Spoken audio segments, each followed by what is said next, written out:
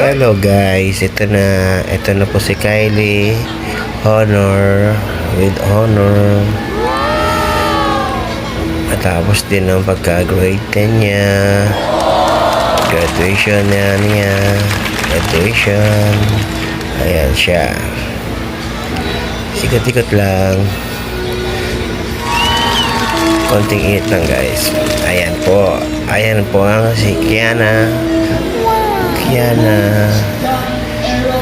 pamangkin ko, at si Gerald. Oh, smile.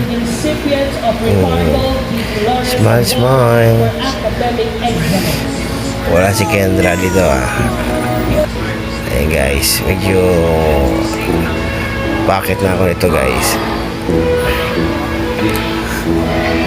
Akit na tayo. Sabitan natin si Kylie.